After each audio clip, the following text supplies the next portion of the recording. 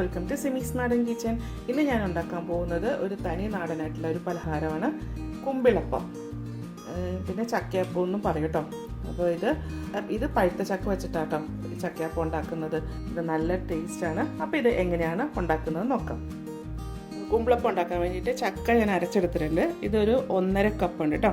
അപ്പോൾ ഇത് തരിയോട് കൂടിയിട്ടാണ് ഞാൻ അരച്ചെടുത്തേക്കുന്നത് കേട്ടോ. ചെറിയ പീസസ് ഉണ്ട് ഇതിൻ്റെ അകത്ത്. ഇതുപോലെ നല്ല വെണ്ണ പോലെ അരയ്ക്കണ്ട. 1/4 കപ്പ് തേങ്ങ, ഒരു നുള്ളു ഉപ്പ്, ശർക്കര ചീകിയെടുത്തത് 1 കപ്പ്. എന്നിട്ട് ഇത് നന്നായിട്ട് ഒന്ന് ഞെരിടി എടുക്കണം കേട്ടോ. അപ്പോൾ ഇതുപോലെ ഇങ്ങനെ ഞെരിടുമ്പോഴത്തേക്ക് നമ്മളിതിനകത്ത് ശർക്കരയൊക്കെ നന്നായിട്ടൊന്ന് അലിഞ്ഞ് വരും. പിന്നെ അതുപോലെ ചക്ക നമുക്ക് ഞാൻ പറഞ്ഞല്ലോ ചെറിയ തരിയോട് കൂടി വേണം അരച്ചെടുക്കാനെന്നുള്ളത്. അല്ലെങ്കിൽ കുഞ്ഞിതായിട്ട് അരിഞ്ഞാലും മതി കേട്ടോ. അതൊക്കെ എൻ്റെ പപ്പയുടെ വീട്ടിലൊക്കെ ചക്ക കുമ്പിളപ്പം ഉണ്ടാക്കുമ്പോഴത്തേക്കും ചക്ക കുഞ്ഞി പീസായിട്ട് അരിഞ്ഞെടുക്കുകയാണ് ചെയ്യുന്നത് കേട്ടോ. അപ്പോൾ അന്നൊന്നും അരയ്ക്കാനൊന്നും മിക്സിയൊന്നും ഇല്ലല്ലോ. ഇതുപോലെ കൈ കൊണ്ട് ഇങ്ങനെ ഞെരടിയിട്ടാണ് ആ ചക്കേനെ ഒന്ന് മയപ്പെടുത്തി എടുക്കുന്നത് കേട്ടോ. അപ്പോൾ എനിക്കിന്ന് കിട്ടിയേക്കണ ചക്ക ഒരു വരിക്ക ചക്കയായിരുന്നു. കുറച്ച് അതിൻ്റെ മാംസത്തിനൊക്കെ കുറച്ച് കട്ടിയുണ്ട്. അപ്പോൾ ഞാൻ ഇങ്ങനെ ആക്കിയാലും അത്ര വലിയ മയമൊന്നും വരത്തൊന്നുമില്ല. അപ്പോൾ അതുകൊണ്ടാണ് ഞാൻ ചെറുതായിട്ട് മിക്സിയിലിട്ടൊന്ന് അടിച്ചെടുത്ത്. അപ്പോൾ ഇങ്ങനെ തരിയായിട്ട് കിടക്കുമ്പോൾ നമുക്ക് ആ അപ്പം കഴിക്കുമ്പോൾ ഒന്ന് ചെറുതായിട്ട് കടിക്കാനൊക്കെ കിട്ടുമ്പോൾ നല്ലൊരു ടേസ്റ്റ് അല്ലേ. അപ്പോൾ ഇതാ നമ്മുടെ ശർക്കരയൊക്കെ ഒന്ന് അലിഞ്ഞിട്ടുണ്ട് കേട്ടോ. നല്ല ശർക്കരയാണെന്നുണ്ടെങ്കിൽ ചീകിട്ടേച്ചാൽ മതി. അതല്ല അഴുക്കൊക്കെ ഉണ്ടെന്ന് തോന്നുവാണെങ്കിൽ അതൊന്ന് ശർക്കര പാവ് കാച്ചിട്ട് ചേർക്കാം കേട്ടോ. അപ്പോൾ അങ്ങനെ ചെയ്യുമ്പോൾ എന്താ പ്രശ്നം വെച്ചാൽ ഇതിന് വെള്ളം കൂടുതലായിപ്പോവും. അപ്പോൾ വെള്ളം കുറച്ചൊക്കെ വെച്ചിട്ട് ശർക്കര പാവ് കാച്ചെടുക്കാം. അപ്പോൾ അതാ നമ്മുടെ ശർക്കരയൊക്കെ നന്നായിട്ടൊന്ന് അലിഞ്ഞു. എന്താ ഈ ഒരു പരുവായിട്ട് കേട്ടോ. നമ്മുടെ കൈയുടെ ചൂട് കൊണ്ട് ശർക്കരയൊക്കെ പെട്ടെന്ന് അങ്ങോട്ട് അലിയുന്നേ. ഇനിയിപ്പോൾ ഇതിലേക്ക് നമുക്ക് പൊടി ചേർക്കാം.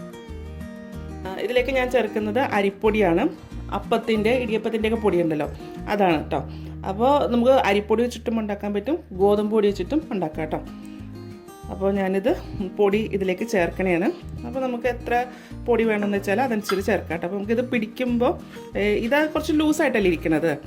അപ്പം ആ ലൂസൊന്ന് മാറിക്കിട്ടാൻ വേണ്ടിയിട്ട്, ഇത് കുറച്ച് കട്ടിയാക്കി കിട്ടാൻ വേണ്ടിയിട്ട് ഉള്ള പൊടി ചേർക്കാം കേട്ടോ. അതിൻ്റെ അകത്ത് ഇതിലേക്ക് ഞാനൊരു 1/4 കപ്പ് അരിപ്പൊടി ചേർത്തിട്ടുണ്ട് കേട്ടോ. അപ്പം ഞാനിതും അരിപ്പൊടിയും ഗോതമ്പ് പൊടിയും കൂടെ മിക്സ് ചെയ്തിട്ടാണ് ഈ ചക്കയപ്പം ഉണ്ടാക്കുന്നത് കേട്ടോ. അപ്പോൾ നമുക്ക് വേണമെന്നുണ്ടെങ്കിൽ അരിപ്പൊടി തന്നെ ചേർത്തിട്ടുണ്ടാക്കാം, ഗോതമ്പ് പൊടി തന്നെ ചേർത്തിട്ടുണ്ടാക്കാം. എങ്ങനെ ഉണ്ടാക്കിയാലും കുഴപ്പമില്ല കേട്ടോ. നല്ല ടേസ്റ്റ് തന്നെയാണിത്, നല്ല മയവും ഉണ്ടാവും കേട്ടോ. അപ്പോൾ ഇതാ ഇനി ഇതിലേക്ക് ഞാൻ കുറച്ച് ഗോതമ്പ് പൊടി കൂടി ചേർക്കുന്നുണ്ട്. ഒരു 1/4 കപ്പ് ഗോതമ്പ് പൊടി കൂടി ചേർത്തിട്ടുണ്ട്. ഇനി ഇത് ഒന്ന് കുഴച്ചെടുക്കാം. ഇത് നമ്മൾ കുഴക്കും തോറും ഇതിങ്ങനെ ലൂസാകും കേട്ടോ. ഇതിൽ നമ്മൾ ശർക്കര ചേർത്തിരിക്കുമല്ലേ. അപ്പം ശർക്കര നമ്മുടെ കൈയുടെ ചൂടുകൊണ്ട് ഇങ്ങനെ അലിയും. പിന്നെ ചക്കയ്ക്കകത്തുനിന്ന് വെള്ളമൊക്കെ ഇറങ്ങി വരുന്ന കേട്ടോ. അപ്പോൾ നമുക്കിപ്പോൾ ഞാനിതിപ്പോൾ നന്നായിട്ട് കുഴച്ചെടുത്തിട്ടുണ്ട്. ഇതാ ഈ ഒരു പരുവത്തിലാട്ടോ നമുക്കിത് വേണ്ടത്. ഞാനിതിൻ്റെ അകത്ത് ഫ്ലേവറിന് വേണ്ടി ഒന്നും ചേർക്കുന്നില്ല കേട്ടോ. വേണമെന്നുണ്ടെങ്കിൽ ഏലക്ക ചേർക്കാം, ജീരകം പൊടി ചേർക്കാം. അപ്പോൾ ഞാൻ വഴനിലയ്ക്കകത്ത് ഉണ്ടാക്കുന്നതുകൊണ്ട് ഇതിൻ്റെ അകത്ത് ഒന്നും ഞാൻ ചേർക്കുന്നില്ല. വഴനിലയ്ക്ക് നല്ല മണമാണ്. അപ്പോൾ ആ മണം ഈ ചക്കയിലോട്ട് ഇറങ്ങണം. കൂടാതെ നമുക്ക് ചക്കയ്ക്ക് നല്ലൊരു ഫ്ലേവർ ഉണ്ട്. അപ്പോൾ ഈ നമ്മൾ ഏലക്കയും പിന്നെ അതിൽ ജീരകമൊക്കെ പൊടി ചേർക്കുകയാണെന്നുണ്ടെങ്കിൽ ആ ചക്കയുടെ ഒരു മണമൊന്നും നമുക്ക് അതിൻ്റെ അകത്ത് അറിയാനുണ്ടാകത്തില്ല. അപ്പോൾ ഞാനതൊരു അതിൻ്റേതായ ഒരു മണം കിട്ടാൻ വേണ്ടിയിട്ട് ഞാൻ ഒന്നും തന്നെ ചേർക്കുന്നില്ല കേട്ടോ. അപ്പോൾ ഇതാ നമ്മൾ ഇത് ചക്ക കുഴച്ച് വെച്ചിട്ടുണ്ട്. കുഴയ്ക്കുന്ന അനുസരിച്ചിട്ടാണ് ഈ മാവിന് നല്ല മയം വരുന്നത് കേട്ടോ. അപ്പോൾ മയം വന്നാലേ നമുക്ക് ഉണ്ടാക്കുന്ന അപ്പത്തിനും കുറച്ച് മയം ഉണ്ടാകത്തുള്ളൂ. അപ്പോൾ ഇനി ഇത് അങ്ങോട്ട് മാറ്റി വെക്കാം. ഇനി ഈ അപ്പം ഉണ്ടാക്കാൻ വേണ്ടി ഞാൻ എടുത്തിരിക്കുന്ന ഇല ഇതാണ് വഴനില എന്ന് പറഞ്ഞ ഇല ഇതാട്ടോ. നമ്മളെ കറുവപ്പട്ടയുടെയൊക്കെ പോലെ തന്നെ നല്ല മണം ഉണ്ടാവും കേട്ടോ. ഇത് ഇടനേല എന്നൊക്കെ പറയും.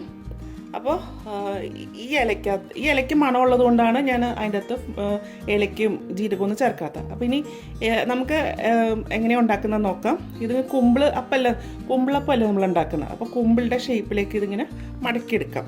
അപ്പോൾ ഇതിനെ ഇങ്ങനെ എടുത്തിട്ട് ഇതുപോലെ ഇങ്ങനെ മടക്കിയ ശേഷം, അപ്പോൾ നമ്മളിങ്ങനെ ഇല എടുക്കുമ്പോൾ ഈ ഇലയുടെ അറ്റത്ത് ഈ തണ്ടുണ്ടായിരിക്കണം കേട്ടോ.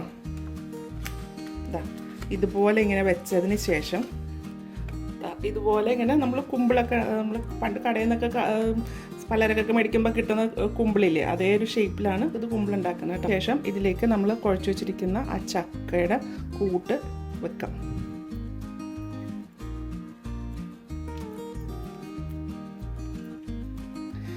വെച്ചിട്ട് ഇതിനിങ്ങനെ അങ്ങോട്ട് മടക്കുക. മടക്കിയിട്ട് ഇതിൻ്റെ ഇവിടെ ഒരു ചെറിയൊരു തുള ഉണ്ടാക്കിയിട്ട് ഇതിങ്ങോട്ട് കുത്തിയിറക്കാം. അപ്പോൾ ഇത് കണ്ടോ, ഇതുപോലെ ഇരിക്കും.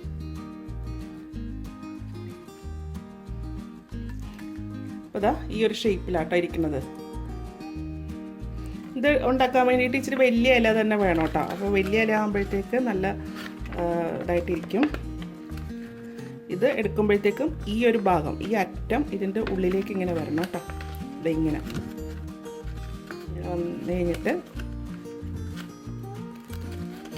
ഇതുപോലെ വെച്ചിട്ട് ചക്കയുടെ കൂട്ട് ഇതിലേക്ക് നിറയ്ക്കാം.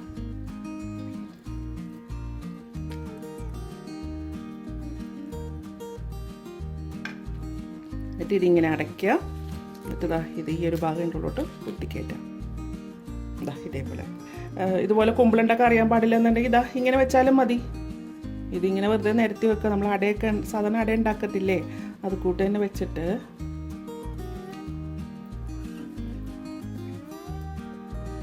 ജസ്റ്റ് ഒന്ന് ഫോൾഡ് ചെയ്താൽ മതി. അങ്ങനെയും നമുക്ക് ഉണ്ടാക്കാം. അപ്പോൾ അവിടെ ഇരുന്ന് കഴിഞ്ഞാൽ അവിടെ ഒട്ടിയിരുന്നുള്ളത് കേട്ടോ, ഇതേപോലെ. അപ്പോൾ ഞാനിത് എല്ലാം ഒന്ന് അതുപോലെ ഒന്ന് ആക്കിയെടുക്കട്ടെ. അപ്പോൾ ഞാനിത് എല്ലാം ഇങ്ങനെ കുമ്പിളാക്കി വെച്ചിട്ടുണ്ട് കേട്ടോ, ഇതേപോലെ കേട്ടോ. നമ്മൾ മറ്റേത് ഒരെണ്ണ ഉണ്ടാക്കിയിട്ടുള്ളൂ കേട്ടോ. അപ്പോൾ നിങ്ങളെ കാണിച്ചു തരാൻ വേണ്ടിയിട്ട് ഇതുപോലെ ഉണ്ടാക്കിയിട്ടുണ്ട്. ഇനി നമുക്കിത് പുഴുങ്ങിയെടുക്കാം. കുമ്പിളപ്പം പുഴുങ്ങാൻ വേണ്ടിയിട്ട് ഞാൻ ഇഡ്ഡലി പാത്രത്തിൽ വെള്ളം ചൂടാക്കാൻ വെച്ചിട്ടുണ്ട് കേട്ടോ. അപ്പോൾ നല്ല തിളച്ചിട്ടുണ്ട്. അപ്പോൾ ഇതുപോലെ അപ്പമൊക്കെ ഉണ്ടാക്കാൻ വേണ്ടി വെക്കുന്ന ആ തട്ടും ഞാൻ ഇറക്കി വെച്ചിട്ടുണ്ട്. ഇതിലേക്ക് നമ്മൾ ഉണ്ടാക്കി വെച്ചിരിക്കുന്ന കുമ്പിളപ്പം ഇറക്കി വെക്കാം കേട്ടോ. ഇതങ്ങോട്ട് വെച്ചപ്പോൾ തന്നെ നല്ല മണം വരാൻ തുടങ്ങിയിട്ടോ. ഇതൊരു 20 മിനിറ്റ് നേരം ആവിയിൽ പുഴുങ്ങിയെടുക്കണം കേട്ടോ. അപ്പോൾ 20 മിനിറ്റ് എന്ന് പറഞ്ഞത് ഒരു മീഡിയം ഹീറ്റ് വെച്ചിട്ട് വേണം കേട്ടോ പുഴുങ്ങാനായിട്ട്. ഇപ്പോൾ ഒരു 20 മിനിറ്റ് ആയിട്ടുണ്ട്. എന്തായാലും നോക്കാം.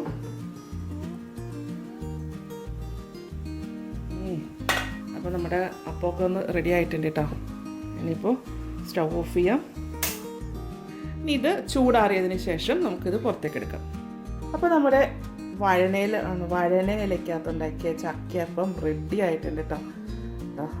ഇതുപോലെ ആയിട്ട് ഇരിക്കുന്നത്. നല്ല ചൂടുണ്ട്, നല്ല ചൂട് പാർന്ന ചക്കയപ്പം ഇതുപോലെ ആയിട്ട് ഇരിക്കുന്നത്.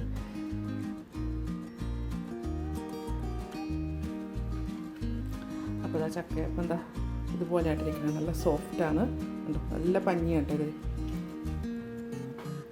മധുരം ഓവറല്ല, പാകത്തിനേ ഉള്ളൂ കേട്ടോ. നമുക്ക് ഇതുപോലെ ഒന്ന് ഉണ്ടാക്കി നോക്കൂ കേട്ടോ. ഇതുപോലെ ഉണ്ടാക്കി നോക്കിയിട്ട് ഇതിൻ്റെ അഭിപ്രായം എൻ്റെ കമൻറ്റ് ബോക്സിൽ ഇടുക.